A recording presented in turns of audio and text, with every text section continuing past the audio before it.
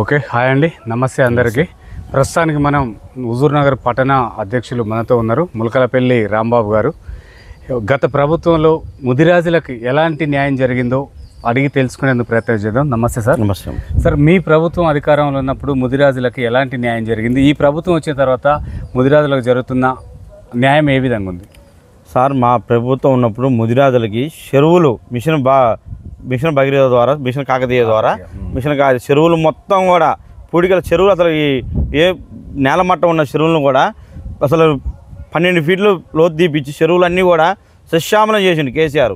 Shop పిల్లలు ముదిరాజులకే shop పిల్లలు ఇచ్చి, ముదిరాజులు షాప్ పిల్లలు చెరువుల పోపించి వాళ్ళకి నిత్యం వాళ్ళకి సంపద చూపెట్టి వాళ్ళు ఎట్లా బతకాలి ఏదని వాళ్ళ సంపద చూపెట్టి వాళ్ళ ఫ్యామిలీ అందరూ కూడా సశ్యామలంగా బతికేటట్టు చేసిండు.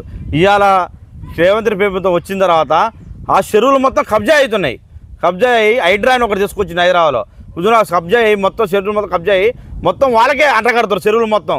ఇవాళ హుజూర్నగర్లో ముత్యాలమ్మ గుడి కాడ చెరువు ఉంది.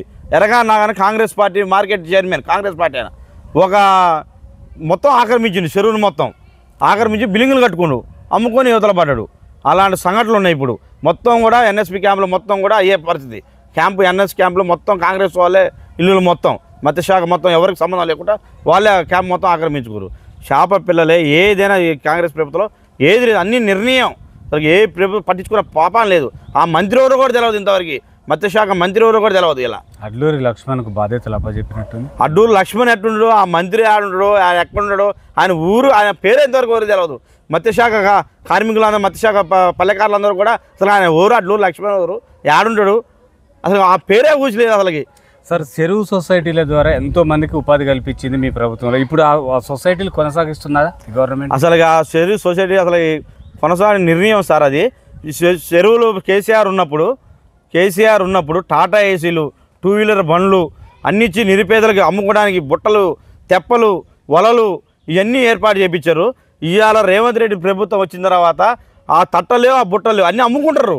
నిర్ణయం ఉన్న పాతవి కూడా నాయనే పొడవలు ఇచ్చారు సార్. అప్పుడు కేసీఆర్ ప్రభుత్వం పొడవలు ఇచ్చారు. ఆ పొడవలు కూడా చెరువులో లేకుండా చేసిన వైనా ఇలా కాంగ్రెస్ పార్టీ. ఇది కాంగ్రెస్ పార్టీ మత్స్యకారులను పట్టించుకోవడంలో విఫలం అయిపోయింది. అసలుకి చేప పిల్లలు కాదు కదా, ఏది కూడా ఇచ్చే వైనా లేకుండా అయిపోయింది. మీ దాంట్లో పెన్షన్ కానీ ఇన్సూరెన్స్ సౌకర్యాలు కూడా కల్పించారు సార్. ఇప్పుడు అవి కొనసాగుతున్నాయా? అసలు ఇన్సూరెన్స్ క్లైమే లేదండి ఇంతవరకు. మత్స్యకారులు మా దాంట్లో ఒక 5-6 చనిపోయారు, సభ్యత్వం ఉంది, అన్నీ ఉన్నాయి వాళ్ళకి. ఇంతవరకు ఇన్సూరెన్స్ క్లైమ్ చేసిన ఇంతవరకు క్లైమే లేవు వాళ్ళకి. అలాంటివి ఏం లేవా, వెళ్ళిపోరే అంటారు అధికారులు ఆడిపోతే. అంటే మీరు ఏదో బీసీ డీల నుంచి బీసీ బీలకు మార్చాలని కూడా అప్పుడు బీసీఏలోకి మాత్రం అది అమలు అవుతుందా? ఇంతవరకు అమలు కాలేదు. చట్టసభ కేసీఆర్ బీసీఏకి తీసుకొద్దామని కేసీఆర్ పోరాడిండు. ఈ రేవంత్ రెడ్డి దాన్ని బీసీలు ఎదుగుతే ఏడా మాకు ఇబ్బంది అవుతుందని రేవంత్ రెడ్డి, ఉత్తమ్ కుమార్ రెడ్డి కుమ్మకి బీసీలు అనగదొక్కాలనే ఆలోచనతోనే అసలు ఏది కూడా కాకుండా చేస్తుండ్రు. ఓకే సార్, ఇప్పుడు బాగా రైతులు ఎదుర్కొంటున్న సమస్య సార్, యూరియా రావట్లేదని చెప్పేసి అంటున్నారు. గత ప్రభుత్వంలో మాకు ఈ లైన్లు కట్టేది లేకుండే, ఇప్పుడు వచ్చి చెప్పులు లైన్లో పెడుతున్నామని చెప్పేసి అక్కడక్కడ రైతులు అంటున్నారు సార్. దీనిపైన మీరు ఏం చెప్తారు? రైతులు గోస పడతారు సార్. ఇలా గోస మామూలు గోస కాదు. రైతులు మొగుడు పిల్లలు లైన్లో క్యూలో నిలబడితే నైటు 3 పోతే, తెల్లవారు 3 పోతే 12 దాకా కూడా కట్టిస్తారు రైతులకి. గోసపడతారు రైతులు. ఏందా ఈ పాపం, ఏంది మేము ఈ ప్రభుత్వాన్ని ఎంచుకున్నందుక మాకు ఈ పాపం. రైతులు తల కొట్టుకుంటారు తల.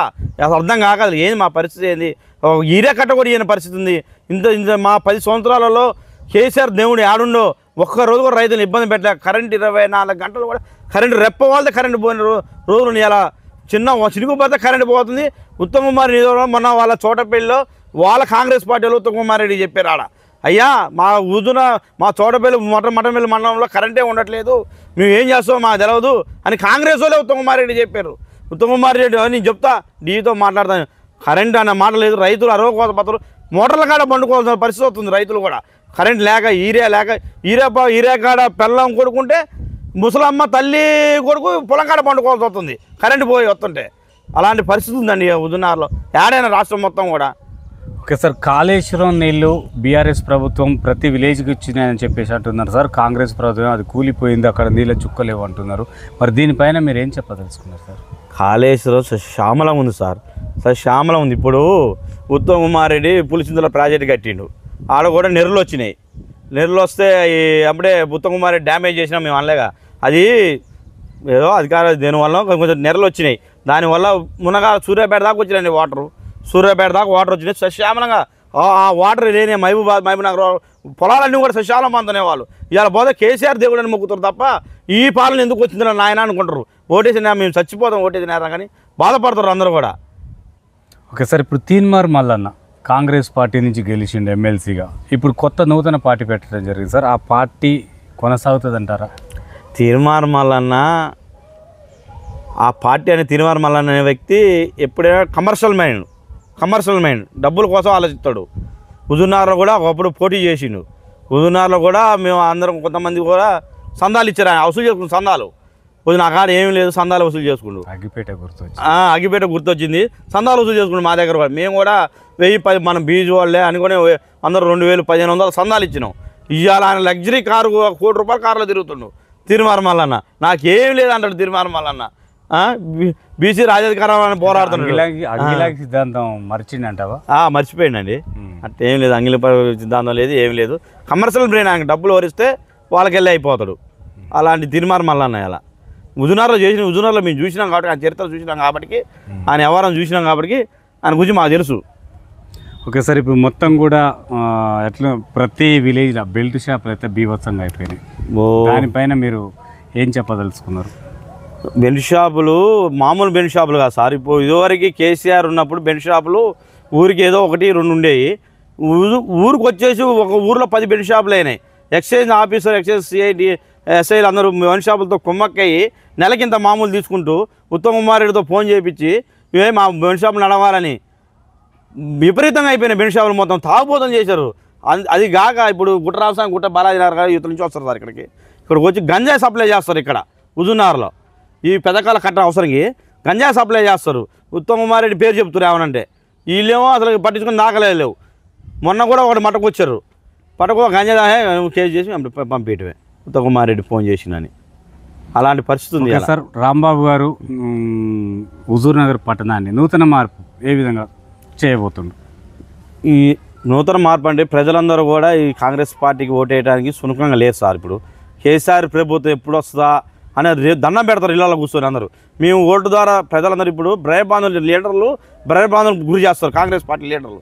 అందువల్ల వాళ్ళు ప్రజలు వచ్చి చెప్పడానికి ధైర్యంగా లేరు. వాళ్ళు ఉన్న వాస్తవం అయితే మేము ఓటు ద్వారా సమానం చెప్తాం అనే ధోరణిలో ప్రజలందరూ ఉన్నారు. ఇదివరకు కొమ్ము కాస్తే మా రాంబాబుకి ఓటేస్తాం అనేది, కానీ ఇప్పుడు కాంగ్రెస్ భయభ్రాంతులు చేస్తుంటే ఆ భయభ్రాంతులు భయపడి వాళ్ళు బయట రాకుండా అన్న మేము ఓట్ల ద్వారా కేసీఆర్కి ఓటేస్తాం. మీరు చూశారు హుజూర్నగర్లో కూడా అడ్రోల్లో చూశారు అందరూ కూడా. సార్ బాబాయ్ ఓటే మనకే అని ప్రతి ఒక్క రైతు, ఇందాక రైతు వచ్చి మన దగ్గర మాట్లాడిండు, సార్ మీకే దబ్బా మనకే సార్ ఓటు, మేము తెలుగుకేసినాం పొరపాటు అయిందని వాళ్ళు ఒత్తుకుంటారు హుజూర్నగర్లో వచ్చి ప్రతి ఒక్క రైతు కూడా. ఓకే సార్, అంటే కాంగ్రెస్ ప్రభుత్వం ఇంకా 10 ఏళ్ళు మేమే అంటున్నారు, మరి మీరు అధికారంలోకి వస్తారని మీరు అనుకుంటున్నారా? ఖచ్చితంగా సార్, మా అభివృద్ధి మేము ఇచ్చిన సంక్షేమ పథకాలు ప్రజల ఇంటికి 4 సంక్షేమ పథకాలు అందినాయి. కంపల్సరీ ప్రజలందరూ కూడా కేసీఆర్ నాయకత్వాన్ని కోరుకుంటారు ప్రజలందరూ కూడా. ఎందుకంటే కేసీఆర్ పథకాలు ప్రతి ఇంటికి చేరినాయి. మా ఇంటికి కూడా కేసీఆర్ పథకం వచ్చింది. ప్రతి ఒక్క ఇంటికి కూడా కేసీఆర్ పార్టీ అని లేకుండా అతీతంగా కాంగ్రెస్ పార్టీలో కూడా కేసీఆర్ పథకాలు ప్రతి ఒక్క ఇంటికి చేరినాయి. 12,000 రూపాయలు అమ్మాయి డెలివరీ అయితే 13,000 రూపాయలు ఇచ్చి కేసీఆర్ కిట్ ఇచ్చి సబ్బులు ఇచ్చి మంచిగా సశ్యామలో మమ్మల్ని నవ్వుకుంటూ పోయారు అందరూ. ఇవాళ హాస్పిటల్లో పోతే ఏడ్చుకుంటూ వస్తారు ఆడపిల్లలు. డెలివరీ అయితే అయ్యా పట్టించుకునే పరిస్థితి లేదయ్యా. అప్పుడు ఒక్కసారి వచ్చింది డాక్టరు, ఆపరేషన్ చేసిన తర్వాత ఒకసారి వచ్చిండు, మళ్ళీ వారానికి ఒకసారి వచ్చినాయి కుట్లు పిల్లలు అంటారు హాస్పిటల్లో పోతే. అలాంటి పరిస్థితి ఉంది ఇవాళ హాస్పిటల్లో. ఓకే సార్, ఇప్పుడు బీఆర్ఎస్కు తోడుగా బీజేపీ కలవనుందని చెప్పేసి అక్కడక్కడ టాక్ వస్తుంది సార్, మీరు స్వాగతిస్తారా దాన్ని? అసలు లేదు సార్, బీజేపీ ఆడుంది సార్. బీజేపీ పార్టీ మన కాడ బీజేపీ యాక్సెప్ట్ చేయరు ఎవరు. బీజేపీ పార్టీ అనే మాట మనకు యాక్సెప్ట్ చేయరు మన కాడ. ఓన్లీ కేసీఆర్ ముఖం చూద్దామా, బీజేపీ ఉంది సార్. బీజేపీ కేంద్రంలో ఉంటే ఉండొచ్చు, కానీ బీజేపీ మన తెలంగాణ రాష్ట్రంలో బీజేపీని యాక్సెప్ట్ చేసే నాదులు లేడు ఎవరైనా. హైదరాబాద్ సిటీలో 1-2 సీట్లు తప్ప ఇది తప్ప బీజేపీ కనుమరుగైపోతుంది సార్. ఇతర అంటే బీజేపీ మీకు మద్దతు ఇస్తే సైదిరెడ్డి గారే రేపు ఇక్కడ చేయొచ్చు, మీరు కొనసాగించా అంటే గెలిపిస్తుంది సార్. మాకు పొత్తు అనే మాట లేదు సార్. మాకు స్వతంత్రంగా మేము స్వచ్ఛంగా నిలబడతాం సార్. మాకు బీజేపీ పొత్తు అనే మాట లేదు. మాకు బీజేపీ మాకింది సార్. మేము ఇప్పటికే 36 సీట్లు ఉన్నాం. ఈసారి గ్యారెంటీగా మాకు 85 నుంచి 90 సీట్లు వస్తాయి సార్. మాకు గ్యారెంటీగా మా పార్టీ పటిష్టంగా ఉంది. కార్యకర్త ఒక్కళ్ళు మారలేదు. పార్టీ కార్యకర్తలు దృఢంగా ఉన్నారు. కేసీఆర్ కోసం చూస్తారు. ఓటు ద్వారా కేసీఆర్ సమానం చెప్తారు సార్. రేపు సర్పంచ్ ఎన్నికలలో ఎలాంటి మార్పు రాబోతుంది? సర్పంచ్ ఎలక్షన్లలో టీఆర్ఎస్ ప్రభుత్వం అధిక మెజార్టీ గెలుస్తుంది సార్. బీఆర్ఎస్ ప్రభుత్వం అధిక మెజార్టీ, మామూలు మెజార్టీ కాదు. రైతులు ఓటు ద్వారా సమానం చెప్తున్నారు, బయటికి రాకుండా అయ్యా మేము ఓటు ద్వారా సమానం చెప్తామని రైతులు చెప్తున్నారు. కంపల్సరీ బీఆర్ఎస్ పార్టీ అధిక మెజార్టీ సీట్లు వస్తాయి. ఓకే సార్, ఏం చెప్పదలుచుకున్నారు ఓటర్లకి? ఫైనల్గా మీరు ఈ కాంగ్రెస్ ప్రభుత్వాన్ని చూసిరు, గతంలో బీఆర్ఎస్ ప్రభుత్వాన్ని చూసిరు కదా సార్, ఓటర్లకు ఏం చెప్పదలుచుకున్నారు? ఓటు అంటే చాలా విలువైనది. అవును సార్. అయితే ప్రజలు కూడా ఇప్పుడు అందరూ కూడా ఆలోచిస్తారు. కేసీఆర్ ఉన్నప్పుడు మంచిగుంది సార్ ప్రభుత్వాలు, కాంగ్రెస్ వాళ్ళు వచ్చి మా దగ్గరకు వచ్చి కేసీఆర్ ఉన్నప్పుడు మంచిగున్నాయి సార్, మాకు ఏదైనా పథకాలు మా ఇళ్ళలో కూడా అందినాయి సార్. కేసీఆర్ ప్రభుత్వాలు మేము గెలిపించుకుంటే ప్రజలందరూ కూడా మాకు ఈరియా కష్టాలు లేవు, నీళ్ళ కష్టాలు లేవు, కరెంటు కష్టాలు లేవు. కేసీఆర్ ఉన్నప్పుడు కన్ను రెప్పలో కూడా కరెంటు పోలేదు. మేము కేసీఆర్ గెలిపించు ఏ సంక్షేమ పథకాలైనా, కళ్యాణ లక్ష్మి కానీ, షాద్ ముబారక్ కానీ ఏ పథకాలైనా మా ఇంటికి వచ్చినాయి సార్. గ్యారెంటీగా కేసీఆర్కి ఓటేస్తాం అని వాళ్ళు భరోసా ఇస్తారు.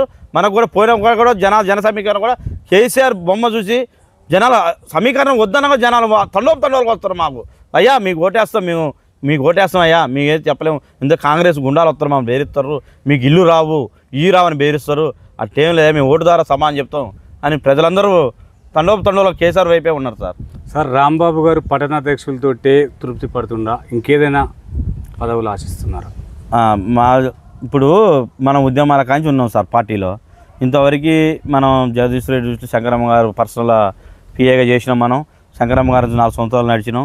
మనం జగదీష్ రెడ్డి గారు కూడా మనం నమ్మిన బంటు లెక్క మనం పనిచేస్తూనే ఉంటున్నాం. జగదీష్ రెడ్డి గారు మనకి ఎప్పుడైనా గుర్తిస్తాడు. జగదీష్ రెడ్డి ఎప్పుడైనా పదవి జగదీష్ రెడ్డి ఉంటాడు. మనకి ఈ దెబ్బ ఇప్పుడు పట్టణాధ్యక్షుని పై స్థాయికి పోవడానికే మేము కూడా ఆలోచిస్తాం. జగదీష్ రెడ్డి గారు దృష్టిలో ఉంటాం మనం. జగదీష్ రెడ్డి గారు మమ్మల్ని కాపాడుతూనే ఉంటుండు ఇప్పటికి కూడా. అంటే ఉద్యమకారులను గుర్తిస్తున్నాడా? ఉద్యమకారులను కంపల్సరీ గుర్తిస్తుండ్రు. జగదీష్ రెడ్డి, కేసీఆర్ గుర్తిస్తారు. ఇప్పుడు ఫస్ట్లో గుర్తించకపోయినా ఇప్పుడు గుర్తిస్తారు కంపల్సరీ. ఇప్పుడు ఉన్న పార్టీకి ఉన్నదంతా ఉద్యమకారులే ఉండరు. అందరూ కూడా దొంగలందరూ ఇటు నుంచి అటు వచ్చి దొంగలందరూ వెళ్ళిపోయారు. ఉద్యమకారులు జగదీష్ రెడ్డి గ్యారెంటీ గుర్తిస్తాడు. మాకు జిల్లా మంత్రి ఆయన కాబట్టి ఆయన గ్యారెంటీ గుర్తిస్తాడు. ఇప్పుడు ఏ పని ఉన్నా ఆయన మమ్మల్ని కాపాడుకుంటూ వస్తుండు. ఈ టేషన్ ఏదైనా కాపాడుకుంటూ వస్తుంది ఏ పనైనా. Okay sir, thank you. చూస్తూనే ఉండండి మీ